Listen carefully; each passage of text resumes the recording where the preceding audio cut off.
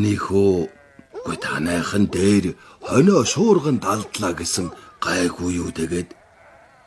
Арай ч алдчихаагүй. Нэг юм тогтоож авсан. Наашгүй та. Би өөрөө л гарнаасаа салах төглөөдөө өвөө минь. Тэрх. Одоо бид ч мал гэж явсаар өөрсдийгөө л алах болсон байгаа шүү. Тэгээд гараа хөлдөөч өгөө үстэ өвөө минь аа. Гайгүй. Хэдэн хуруугаа л хайруулчихсан.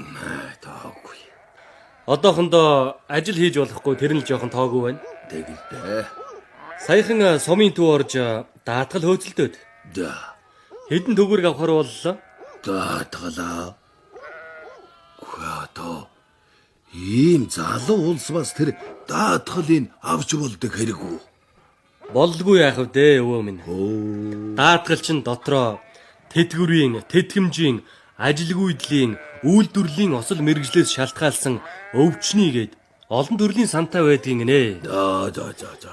Минийх болохоор үйлдвэрлэлийн осол мэргэжлээс шалтгаалсан өвчнийх гэдэгт нь ороод хэдэн төгрөгийн тэтгэмж авахар боллоо.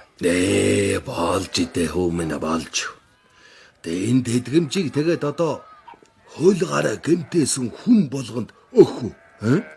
Гүй юу. Би сүүлийн хэдэн жил сайн дураараа нийгмийн даатгал төлөөд байсан юм. Гэхдээ тэрний мал ачгаарлаа. За. Гэхдээ нийгмийн даатгалч гэж буян тайд юм аа. Сайхан юм өө. Одоо хогшин бид хоёр хүртэл даатгалаа нөхөн төлөөд тэтгэврэн тогтоолгоод авсан гэж байгаа.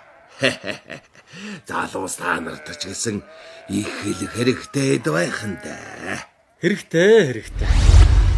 Малчинта сайн дураараа нийгмийн даатгал төлснөөр амьдралтын тохиолдож мэдэг халиваа эрсдэл аюулыг хохирол багтай даван туулах боломжтой.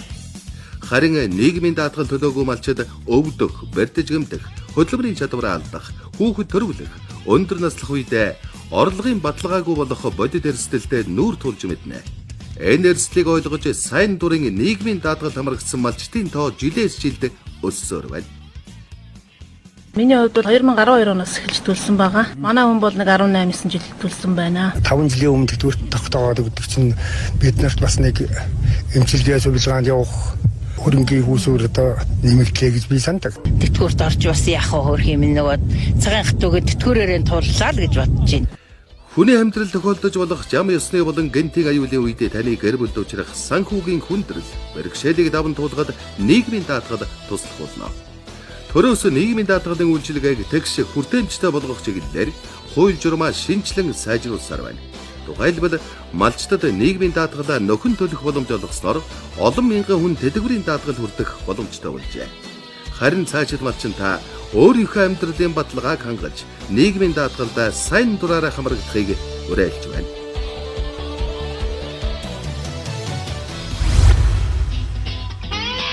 Илүү дэлгэрэнгүй мэдээллийг 1887 24 77 12 89 32 80 30 дугаарын утаснаас аваарай.